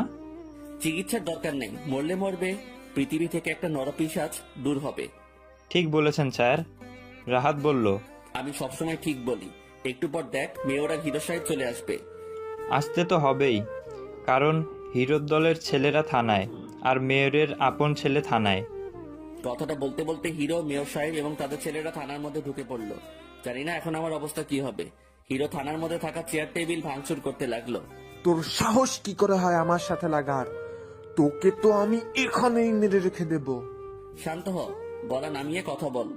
এতদিন পুলিশ দেখেছিস, এখন থেকে পুলিশের পাওয়ার দেখবি। আমি বললাম। হিরো তার পিস্তল আমার দিকে তাক করে বলল, তোকে এখানেই মেরে চলে যাব, আর পুলিশ আমার কিছুই করতে পারবে না। এই রকম পুলিশকে আমি পকেটে নিয়ে ঘুরি। আকিব, ছবি তুলে নিয়েছো তো এই দৃশ্যের? হ্যাঁ স্যার, এখন এসব ছবি আর ভিডিও কমিশনারের কাছে পাঠিয়ে দেব, তারপর একে ডিরেক্ট এনকাউন্টার। রাহাত বলল। তো মিস্টার হিরো সাহেব, এখন ভাগেন এখান থেকে, নইলে জেলের মধ্যে ভরে দেব। আপাতত তোকে কিছু বলতে চাইছি না। তোর বাপের সাম্রাজ্য ধ্বংস করে তারপর তোকে দেখাবো। আপাতত তুই এখান থেকে ভাগ। তোকে তো আমি দেখে নেব, তুই সাপের লেজে পা দিয়েছিস, মনে রাখিস। আপাতত তোকে আমি কিছুই বলছি না, তোর এই পুলিশগিরি আমি বের করে ছাড়বো। হিরো তার দলবল নিয়ে থানা থেকে চলে গেল। তারপর মেয়র সাহেব বলতে লাগলেন, আমার ছেলেকে কেন গ্রেপ্তার করেছো? রাস্তায় দাঁড়িয়ে মেয়েদের সাথে খারাপ ব্যবহার করছিল। আমি তাকে বারণ করায় আমার সাথে খারাপ ব্যবহার করে, আর তাকে মেরে এখানে তুলে নিয়ে এসেছি। ছাড়া পাওয়ার আশা করবেন না, কয়েকদিন পুলিশের ডান্ডার মাইর খেয়ে নিক, তারপর ছেড়ে দিব। আপনি এখন আসতে পারেন। তুমি এটা ঠিক করলে না পুলিশ অফিসার, এর জন্য তোমাকে খুব পস্তাতে হবে, মনে রেখো। আরে যান আপনি, যা হবে ওসব নিয়ে আমি ভাবি না। পুলিশের চাকরি করতে এসেছি, জনগণকে নিরাপত্তা দিতে, কোনো নেতার গোলামি করতে নয়। মেয়র সাহেব আর কিছু না বলে চলে গেলেন। বিকেলবেলা হিরোর ভিডিও আর ছবিগুলো কমিশন মাহমুদ সাহেবের হাতে তুলে দিলাম। ভিডিওটায় দেখা যাচ্ছে হিরো তার পাপের সাম্রাজ্যের কথা কিভাবে বলছে, আর ছবিগুলো আজকের যখন ও আমার দিকে পিস্তল তাক করেছিল। স্যার, আমি আপনার কাছে ওকে ইনকাউন্টার করার জন্য অনুমতি চাইছি। অনেকগুলো খুন করেছে ও, তাছাড়া কালো ব্যবসা করে। আমি বললাম, দেখো আবির, আগে আদালত থেকে সেজন্য অফিসিয়াল ভাবে অনুমতি নিতে হবে, তারপর আমি তোমাকে অনুমতি দিতে পারবো। আচ্ছা স্যার, তাহলে আমি এখন চলি। আশা করি খুব শীঘ্রই অনুমতি পেয়ে যাব। হ্যাঁ, তুমি এখন যাও। কমিশনারের কাছ থেকে ফিরে এলাম। নিজের বাসার মধ্যে ঢুকতেই দেখতে পেলাম হিরো এবং মেয়র সাহেব আমার বাসার সোফায় বসে আছে, আর ওর দলবল পাশে দাঁড়িয়ে আছে। আরে আবি স্যার যে, আসুন আসুন, আপনার জন্য তো সেই কখন থেকে বসে আছি। এখানে কি করছিস? মরার জন্য পাকনা গছিয়ে গেছে মনে হচ্ছে। মরার খুব ইচ্ছে দেখছি তোর। আমি বললাম, আরে তেমন কিছুই না, বসুন এখানে, তারপর বলি। আচ্ছা থাক, বসতে হবে না, ব্রিফকেসটা খুলুন। এখানে আমারও কিছু কোম্পানির ডিটেইলস আছে, যদি পারিস তো সেগুলো ধ্বংস করে দেখা, আর যদি পারিস তাহলে আমি শহর ছেড়ে চলে যাব। রেগে সে বলল। ব্রিফকেসটা হাতে নিয়ে খুলে দেখলো সেখানে অনেকগুলো টাকা, হবে হয়তো প্রায় $1,10,000 মতন। কিন্তু হিরো যে তাকে বলল সেখানে কোম্পানির ডিটেলস আছে। হা হা হা, খেলটা তুই শুরু করেছিলি, শেষটা না হয় আমিই করি। তোর চালটা তোর উপরেই ফেললাম। একজন পুলিশ অফিসার হয়ে একজন মাফিয়ার কাছ থেকে ঘুষ নিচ্ছিস, এজন্য তোর চাকরি চলে যাবে নিশ্চিত থাকিস, জেলও হতে পারে। তুই যেমন ছবি তুলে আমাকে ফাঁসিয়েছিলি না, ঠিক সেভাবেই তোকে আমি ফাঁসালাম। আমি চলি এখন, পরে দেখা হবে। আমাদের সাথে লাগতে আসার ঝালটা বুঝিয়ে দিব, মেহের সাহেব বললেন। তারপর বাসা থেকে সবাই বেরিয়ে চলে গেল। সত্যি নিজের উপর ঘৃণা হচ্ছে। এই বড় বোকামি কিভাবে করলাম? ওর কথা মতো ব্রিফকেসটা খুললাম কেন? আমি নিশ্চিত কালকে আমার পুলিশ ডিপার্টমেন্টে শেষ দিন। সমস্যা নাই, তবে হিরোকেও শাস্তি পেতে হবে। পরের দিন সকালবেলা আমি থানায় পৌঁছাতে দেখতে পেলাম কমিশনার মাহবুব সাহেব থানার মধ্যে বসে আছে। সে কিছু ছবি আমার দিকে ছুড়ে মারল, যেগুলো গতকাল হিরো তুলেছিল। এসব কি? একজন পুলিশ অফিসার হয়ে ঘুষ নিচ্ছ? এজন্য তোমাকে চাকরি দেওয়া হয়েছিল?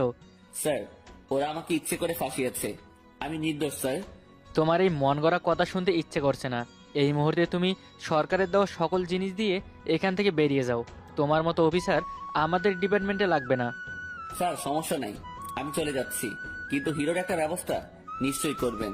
ওর বিরুদ্ধে প্রমাণ আমি আপনাকে গতকাল দিয়েছিলাম। আমার চাকরি গিয়েছে তাতে দুঃখ নাই, কিন্তু ওর একটা ব্যবস্থা করুন। তুমি আমার কাছে ওর বিরুদ্ধে প্রমাণ কখন দিলে? আর তুমি সেই প্রমাণ হিরোকে দিয়ে ঘুষ নিয়েছো? বুঝলাম, আর কিছু বলে লাভ নাই, কারণ কমিশনার সাহেব হিরোর টাকার কাছে বিক্রি হয়ে গেছে। আমি যখন চলে আসতে যাচ্ছিলাম তখন কমিশনার সাহেব আমার কানের কাছে এসে বললেন, সবার সাথে লাগতে নেই বুঝলে, হিরোর মতো লোকদের সাথে তো আরও নয়। আশা করি ভবিষ্যতে কথাটা মাথায় রাখবে। তারপর আমি বাসায় চলে আসি। বাসার সামনে দেখলাম হিরো তার দলবল নিয়ে দাঁড়িয়ে আছে। স্যার, ও আপনাকে ডিপার্টমেন্ট থেকে তাড়িয়ে দিয়েছে। আমি তো বিশ্বাসই হচ্ছে না, আপনার মতন একজন সৎ পুলিশ অফিসারকে কেউ কিভাবে বের করে দিতে পারে। এটা তুই একদম ভালো কাজ করলি না। তুই ভালো কাজ করেছিস আমার সাথে। আমার কোটি কোটি টাকা তোর জন্য নষ্ট হয়েছে। আপাতত তোকে ছেড়ে দিচ্ছি, আগামীকাল পর্যন্ত সময় দিচ্ছি তোকে। যদি শহর ছেড়ে চলে না যাস তাহলে তোকে আমি জানে মেরে দেব। বুঝলে অফিসার আবির, যত তাড়াতাড়ি পারো এই শহর ছেড়ে চলে যাও, এটা তোমার জন্য ভালো হবে। তুমি তোমার মতো থাকো আর আমরা আমাদের মতো। এই কালো ব্যবসাগুলো হিরো একার না, এতে আমি কমিশনার এবং কমিশনার ভাই মন্ত্রীও আছেন। আশা করি বুঝতে পারছো কি বলতে চাইছি আমি। হিরো তার দলবল নিয়ে চলে যায়।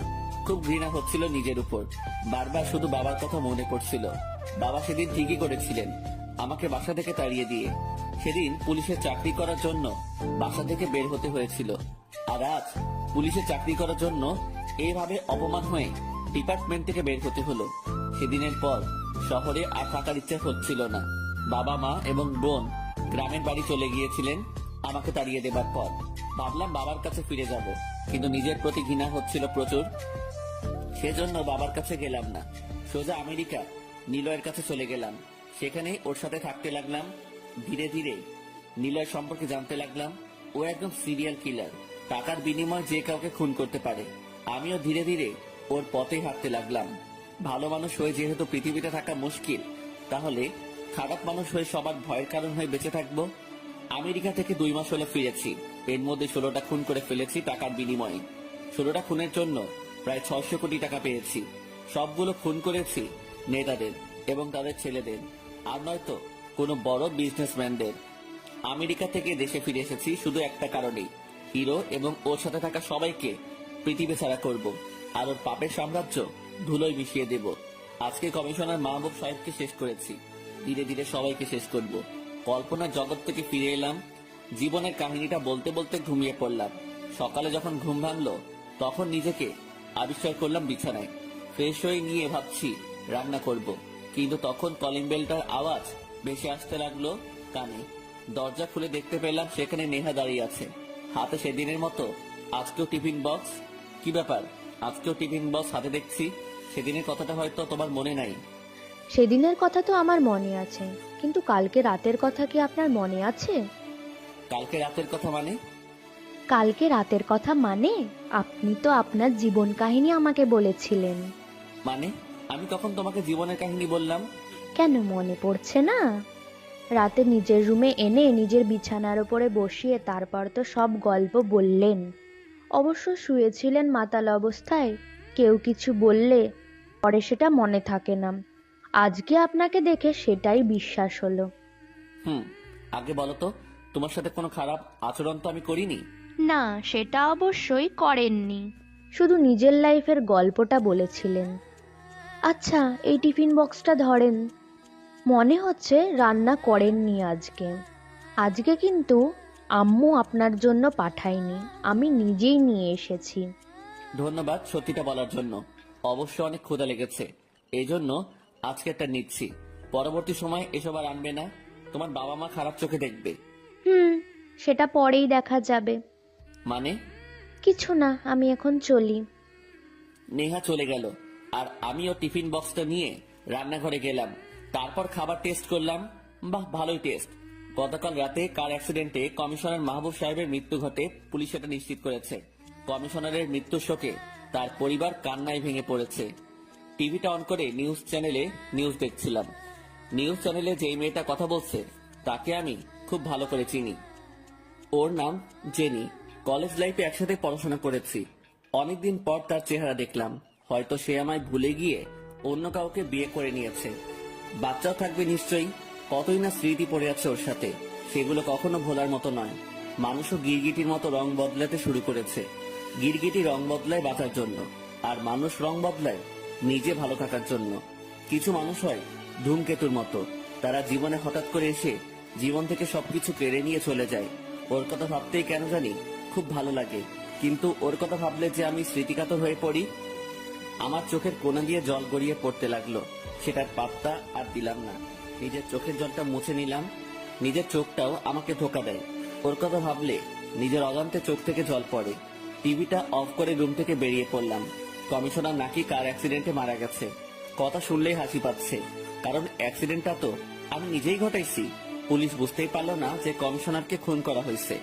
কমিশনারের কথা ভাবতে গিয়ে লিফট রেখে সিঁড়ি দিয়ে হেঁটে যাচ্ছিলাম। যখন খেয়াল হলো দেখলাম আমি 2 তলার ফ্ল্যাটের সামনে। নিজের মনটাও বেইমানি শুরু করে দিয়েছে। গাড়িটা ড্রাইভ করে কমিশনারের বাসার সামনে চলে এলাম। গাড়িটা পার্ক করে বাসার মধ্যে ঢুকে দেখতে পেলাম বাসায় অনেক ভিড়। ভিড় না হবারই কি আছে, কারণ একজন কমিশনার মারা গেছে, তাকে দেখতে তো লোক আসবেই। কমিশনারের লাশের পাশে তার বড় ভাই মন্ত্রী সাহেব দাঁড়িয়ে আছেন, পাশে হিরো আর মেয়র সাহেব। রকি অবশ্য নেহার সাথে দাঁড়িয়ে কথা বলছিল। নেহার মামা হন কমিশনার সাহেব, কমিশনারের ভাতিজা রকি। নেহা আর রকি কেন জানি আমার দিকে তাকিয়ে আছে। ওদের তাকিয়ে থাকাটা মোটেও সুবিধার লাগছে না, যেন মনে হচ্ছিল রকি আমাকে এখানেই মেরে ফেলবে। কিন্তু নেহা ওর হাত ধরে আছে। নেহা আর রকি আমার কাছে এগিয়ে আসলো। আপনি এখানে? শুনলাম কমিশনার সাহেব মারা গেছেন, তাই দেখতে এলাম। তোমার তো মামা হন কমিশনার সাহেব, তাই না? কিন্তু আপনি কিভাবে জানেন? সেদিন বললে যে রকি তোমার কাজিন হয়, তাই ধারণা করলাম। ও ভালো। নেহা আর রকি চলে গেল। আমি মন্ত্রীর পাশে গিয়ে দাঁড়ালাম। মেয়র আর হিরো আমাকে দেখে অবাক হয়ে যায়। অবাক হওয়ার কিছু নেই, আমি আবির, ফিরে এসেছি আবার। খেলাটা শেষ করতে হবে, যে খেলাটা শেষ না করে চলে গিয়েছিলাম। মরার জন্য মনে হয় পাখনা গজিয়েছে না? আগের বার হয়তো ছেড়ে দিয়েছিলাম, কিন্তু এবার আর সেই ভুলটা করব না। শান্ত হন মিস্টার হিরো। যেই কাজটা পুলিশ হয়ে করতে পারিনি, ওই কাজ পুলিশ না হয়ে করে দেখাবো। কমিশনার তো গেল, এবার মেয়রের পালা। পারলে বাঁচিয়ে দেখাস। শান্ত হন মিস্টার হিরো। যেই কাজটা পুলিশ হয়ে করতে পারিনি, ওই কাজ পুলিশ না হয়ে করে দেখাবো। কমিশনার তো গেল, এবার মেয়রের পালা। পারলে বাঁচিয়ে দেখাস। তার মানে তুই আমার ভাইকে খুন করেছিস? তোকে তো আমি এখানেই শেষ করে দেবো। শান্ত হন মন্ত্রী সাহেব। এখানে অনেক মানুষ আছে, আমাকে কিছু করতে গেলে নিজের মান সম্মানই যাবে। তাছাড়া কমিশনারকে আমি মারলাম কই? সে তো কার অ্যাক্সিডেন্টে মারা গেছে। পুলিশ তো এটাই বলেছে, তাই না? তোকে আমি পরে দেখে নেব, যেখানে থাকিস না কেন। তোকে আমি খুঁজে বের করেই মারবো, আর আমার ভাইয়ের বদলা আমি নিব। বাংলা সিনেমার ডায়লগ না মেরে ভাইয়ের মৃত্যুর শোক পালন করেন। এখন আপনার জন্য এটাই ভালো হবে। আর মেয়র সাহেব, আপনি সাবধানে গাড়ি চালাবেন, নইলে কমিশনারের মতোই মরতে হবে। আজকের দিনটা একটু আনন্দ করে নিন, কালকের জন্য বেঁচে নাও থাকতে পারেন। কথাটা বলেই হাঁটা ধরলাম। মেয়রকে মারার জন্য প্ল্যান বানাতে হবে। নিলয়কে কল করে ডেকে নিলাম। ও তাহলে ওই কথাই থাকলো, মেয়র সাহেবকে একটু ভিন্নভাবেই মারতে হবে। হ্যাঁ, কারণ তাকে সতর্ক করে দিয়ে এসেছি। তাছাড়া কমিশনারকে মারার পর মেয়র সাহেব এখন ভয় পেয়ে আছে। বাসার চারপাশে পুলিশ থাকবে তার গার্ডের জন্য। তুই জানলি কিভাবে গার্ড থাকবে? মেয়রের বাসায় যারা গার্ড হিসেবে থাকবে তাদের মধ্যে একজনের সাথে আমার পরিচয় আছে, সেই বলেছে আমাকে। ও তাহলে এখন কিভাবে মারবি মেয়রকে? বাসায় গিয়ে তো আর মারা সম্ভব না। তাছাড়া সে যেখানে যাবে সেখানেই পুলিশ থাকবে। ওইটা রাতে দেখা যাবে। পুলিশ কেন, হাজারটা সেনাবাহিনীর দল থাকলেও ওকে আজ কেউ বাঁচাতে পারবে না। তুই স্নাইপার নিয়ে আসিস, রাতে তাহলে আবার দেখা হচ্ছে। এখন চলি। কথাটা বলে উঠে পড়লাম বাসার উদ্দেশ্যে। গাড়িটা ড্রাইভ করে বাসায় চলে এলাম। রাত প্রায় 12টা বাজে। নিলয় আর আমি স্নাইপারের ব্যাগটা নিয়ে উঁচু একটা বিল্ডিং এর ছাদে বসে আছি। এখান থেকে মেয়রের বিল্ডিংটা ভালোভাবে লক্ষ্য করা যাচ্ছে। স্নাইপারটা প্রস্তুত করে নিলাম। এই বিল্ডিং থেকে কয়েকটা বিল্ডিং দূরে মেয়রের বাসা। স্নাইপার দিয়ে মেয়র যে রুমে ঘুমায় সেই রুমের দিকে দেখতে লাগলাম। সেটা ভেবেছিলাম সেটাই। মেয়র সাহেব এখনো ঘুমায়নি। তারই বা ঘুম আসে মৃত্যুর কথা শুনলে? মেয়র নিজের রুমে হাঁটাহাঁটি করছিলেন। জানালা দিয়ে স্পষ্ট বোঝা যাচ্ছে। যদিও কাঁচের জানালার উপর সাদা পর্দা লাগানো, তবুও মেয়রকে লক্ষ্য করা যাচ্ছিল, কারণ তার রুমের লাইট বেশ আলো ছড়াচ্ছিল। মেয়র নিজের ফোনটা কানে উঠিয়ে নিলেন। আমি নিশ্চিত ফোনটা হিরো অথবা মন্ত্রী করেছে। হয়তো মেয়র মরে গেছে কিনা সেটার খবর নেবার জন্যই কল করেছে।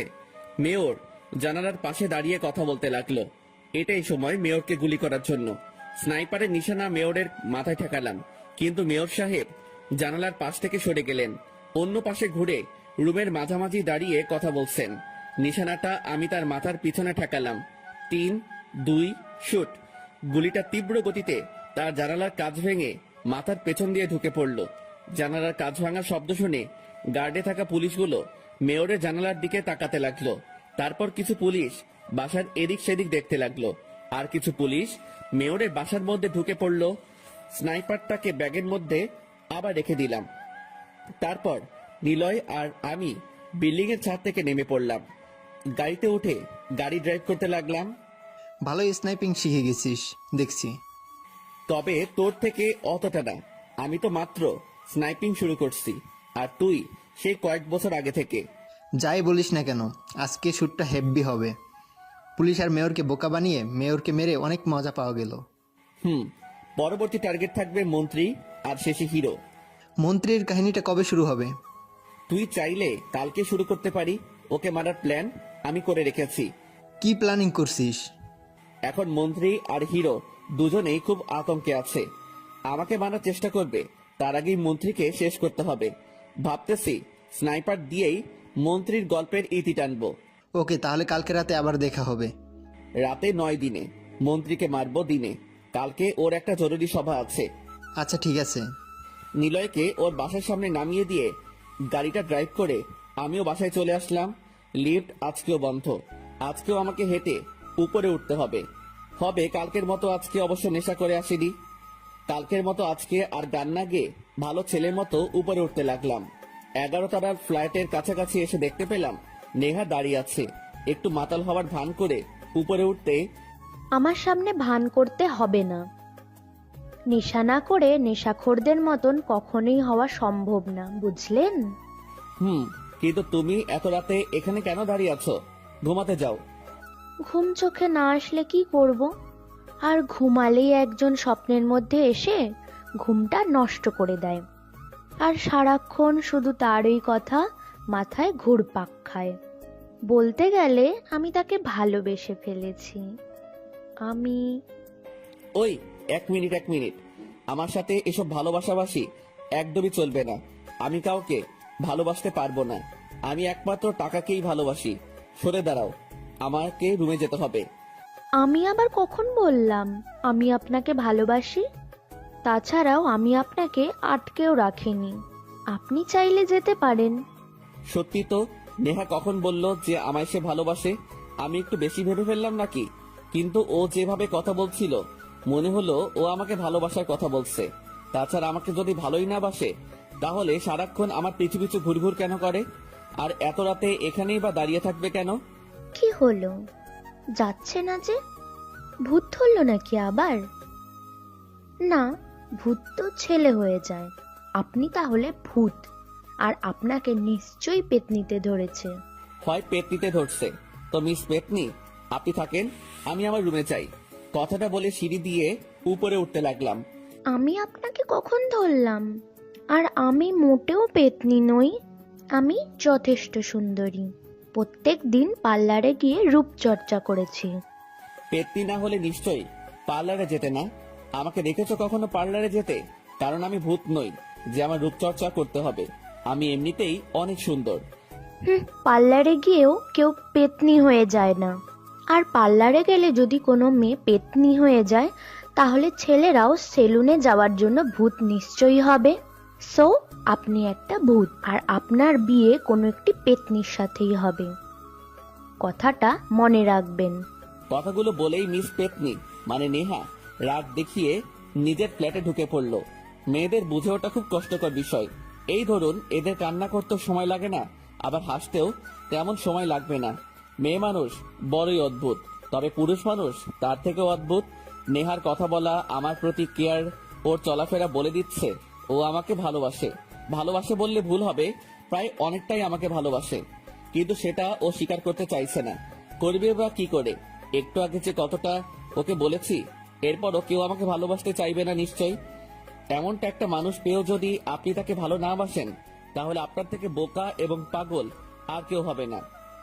কারণ ও আমার কাজ আর অতীত জানে। এতটা খারাপ মানুষকে ও ভালোবাসতে তার সমস্যা হচ্ছে না। আমার প্রতি ওর কেয়ারগুলো ধীরে ধীরে ওর দিকে আমাকে টেনে নিচ্ছে। কেন জানি মনে হচ্ছে নেহাই আমার বাকি জীবনে চলার পথের একমাত্র সঙ্গী। এসব না ভেবে নিজের রুমে চলে গেলাম ঘুমানোর জন্য। পরের দিন সকাল 10টার পর রুম থেকে বের হচ্ছিলাম, তখন নেহার সামনাসামনি দেখা হয়ে যায়। কই যাচ্ছেন এত সকাল সকাল? একটা জরুরি কাজ আছে, তাই একটু বের হচ্ছি। আপনার আর কি কাজ? টাকা নিয়ে মানুষের প্রাণটা নিতে পারেন, শুধু একবারও তাদের কষ্টটা বোঝার চেষ্টা করেন না।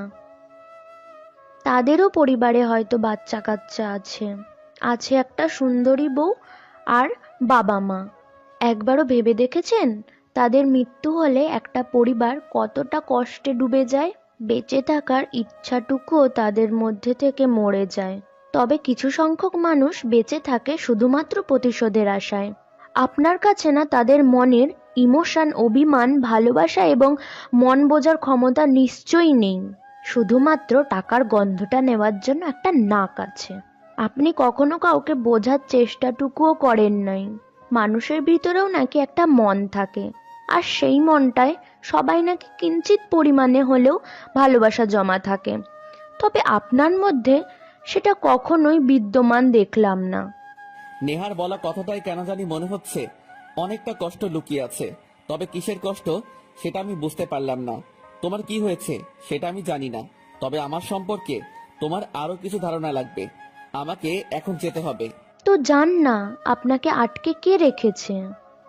আপনাকে আটকে রাখতে পারলে সেটা অনেক আগেই চেষ্টা করতাম, কিন্তু আপনি তো আপনার নিয়মেই চলেন। আপনাকে আটকানোর শক্তি একমাত্র ওই উপরওয়ালার কাছেই আছে। হ্যাঁ, আমি তোমার নিয়মে চলি, কারণ আমি আমার নিয়মে চলতে ভালোবাসি। অন্যের নিয়মে চলে অনেক কিছু হারিয়েছি। আমি চাই না অন্যের নিয়মে চলে আবার কিছু হারাতে। তোমাকে এসব বলে লাভ নাই, আমার সময় নেই, আমি চলি। কথাগুলো বলেই হাঁটা ধরলাম। নেহার কথাগুলো সত্যি খুব অদ্ভুত লাগলো আজ। হয়তো আমাকে অনেকটাই ভালোবেসে ফেলেছে। কালকে রাতে হয়তো আমার কথায় অনেক কষ্ট পেয়েছে। আমি কাউকে ভালোবাসতে পারবো না, আমি শুধু টাকাকে ভালোবাসি। হয়তো এই কথাতেই আমি গাড়িটা ড্রাইভ করে নিলয়কে পিক করে নিয়ে জায়গা মতো পৌঁছে গেলাম। তারপর দুজনে একটা বড় বিল্ডিং এর ছাদে উঠে পড়লাম। স্নাইপারটা ব্যাগ থেকে বের করে ঠিক করতে লাগলাম। তারপর দেখতে লাগলাম মন্ত্রী সাহেবকে। মাত্রই সে গাড়ি থেকে নেমে স্টেজে উঠেছে। স্টেজটা একটা কলেজের মাঠে করা হয়েছে, যেন অনেক মানুষ সেখানে উপস্থিত হতে পারে।